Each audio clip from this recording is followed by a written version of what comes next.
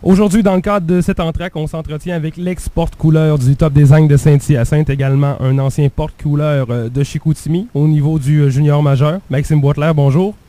Bonjour. Comment ça va, Maxime? Ça va très bien. Maxime, il y a des gens ici en Beauce et dans la grande région qui ont eu la chance de devoir jouer arborant les couleurs du Top Design de Saint-Hyacinthe. Une belle aventure. Maintenant, cette aventure-là se termine pour l'instant, étant donné qu'on a une nouvelle opportunité de ton côté, une opportunité de la Ligue américaine. Si tu nous expliques d'abord comment c'est arrivé cette opportunité-là. Cette opportunité est arrivée il y a une semaine. Mercredi passé, j'ai l'appel de mon agent qui m'a dit que Syracuse allait me signer un PTO 25 matchs dans le langage hockey. Et puis là, j'ai demandé quelques temps parce que j'étais très bien à Saint-Hyacinthe. Et puis j'ai demandé quelques temps. Puis après quelques temps, là, j'ai décidé de prendre la décision d'y aller. Puis je me suis retrouvé, j'ai joué ma première partie contre Toronto dimanche passé. Et puis ils m'ont envoyé dans la Ligue East Coast parce que Syracuse était en congé toute la semaine, je pas. Puis là, pour me remettre en forme aussi, pour une remise en forme. Et puis ensuite, on va voir ce qui va se passer pour le futur. En termes de hockey, on parle de two-way contract. Je m'amuserai pas à le traduire, mais donc, il y a les deux sens, la Ligue américaine et la East Coast Hockey League. Donc, c'est ça, il y a Elmira et il y a Syracuse. C'est les deux formations actuellement qui ont recours à tes services?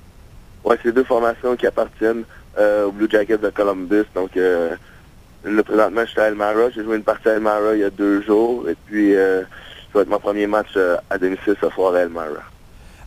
De ton côté, parce que je lisais ce qu'on disait à Elmira, on était très, très, très heureux de ta venue. On disait même du côté de l'entraîneur-chef ou du DG, si je ne me trompe pas, qu'on s'attendait à un impact immédiat avec la formation grâce à la venue de Maxime Boitler.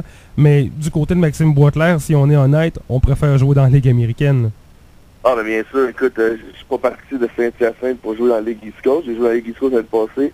Je sais que je suis capable de jouer dans cette ligue-là. J'ai quand même eu des bons points. Donc, non, je suis pas parti de la Ligue nord-américaine pour jouer dans East Coast. Là. Mon but, c'est de remonter dans la Ligue américaine le plus tôt possible.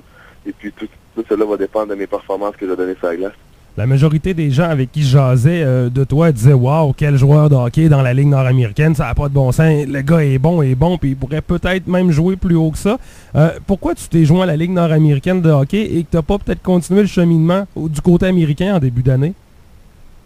Disons que j'ai eu un manque de confiance. Au début de l'année, je me suis dit, j'avais pas eu vraiment ma chance avec l'américaine en passé. J'avais été, mais j'avais pas vraiment eu la chance. Donc, je me suis dit peut-être que c'était pas fait pour moi. Donc, je vais retourner aux études. Puis, j'ai pas retourné aux études finalement quand j'ai pris ma décision trop tardivement.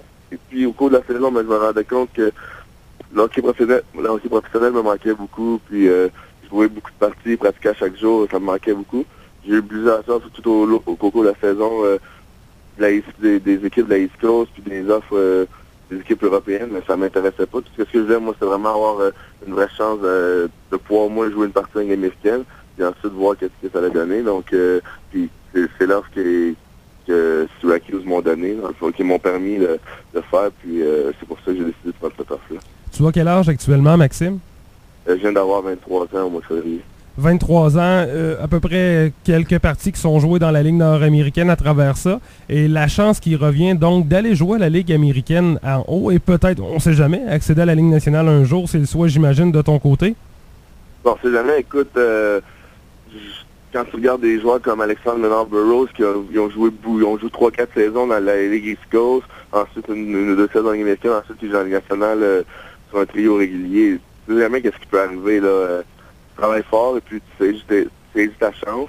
Et puis, c'est sûr que je trouve ça plat d'avoir quitté mon équipe à 5 parties des séries éliminatoires, sauf que j'ai parlé à plusieurs personnes influentes dans le hockey qui m'ont dit aussi que j'étais jeune pour venir au Québec, pour venir dans la Ligue nord-américaine. Donc, ils m'ont dit de me donner une autre chance, que j'étais parti vite du circuit professionnel.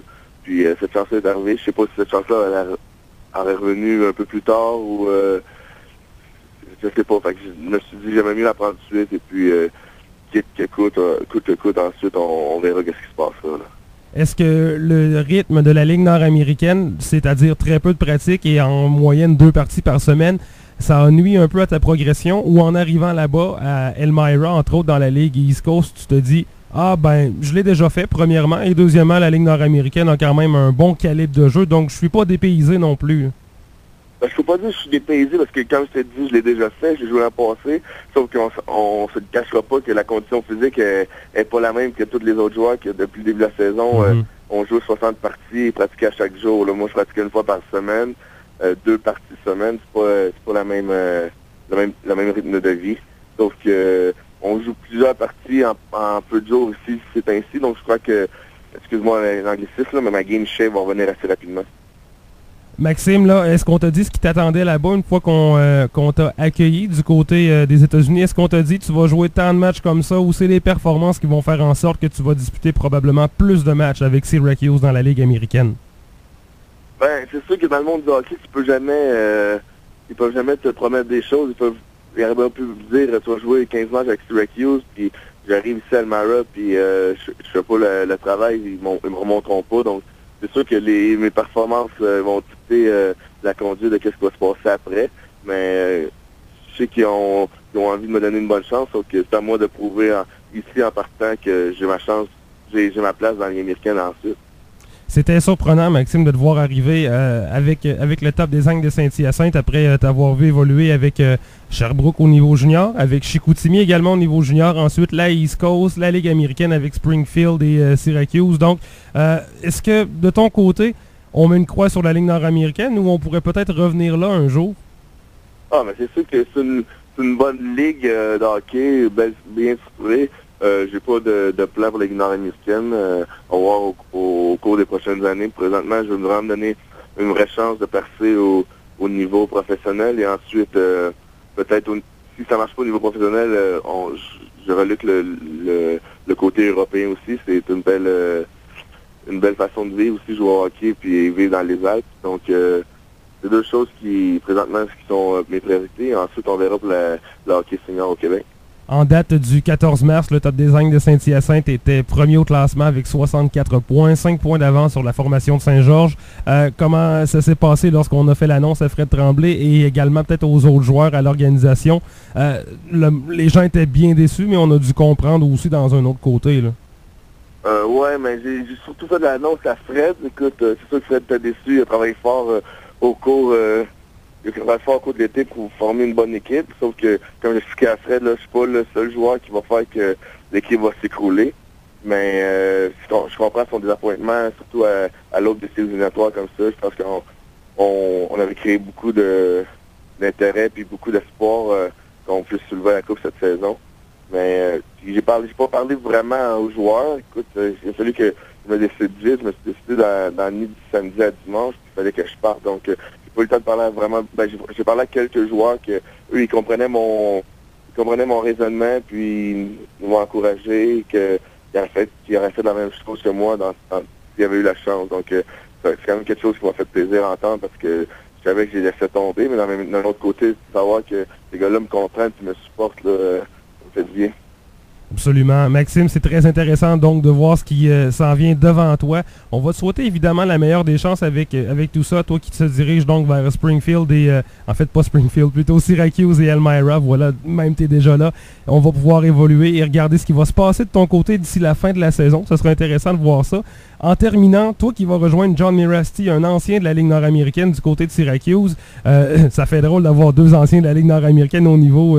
de la Ligue américaine aux États-Unis. C'est assez spécial. Si d'autres joueurs qui n'ont jamais joué dans le circuit Godette te posent des questions, Maxime, c'était comment? Est-ce que tu t'es fait arracher la tête? C'était-tu si mine, si robuste que ça? Quel mot tu vas placer à l'endroit de cette ligue-là?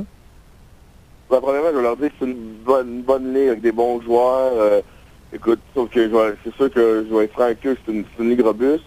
Il y a des jeux disgracieux qui se posent comme dans toutes les ligues, je crois, sauf que je pense que la Ligue Godette est en bonne voie pour devenir une ligue compétitive, une vraie ligue avec un peu plus de crédibilité qu'il y avait il y a quelques temps. Là. Ben, au nom des partisans de la Ligue nord-américaine, on va te remercier pour le hockey que tu nous as donné et on va également te souhaiter la meilleure des chances du côté de la Ligue américaine là-bas avec le Crunch de Syracuse et en espérant peut-être te voir marquer des buts contre le Canadien un jour. Moi, j'aimerais bien ça. Parfait, merci beaucoup. Merci beaucoup, Maxime. Bonne chance. Merci.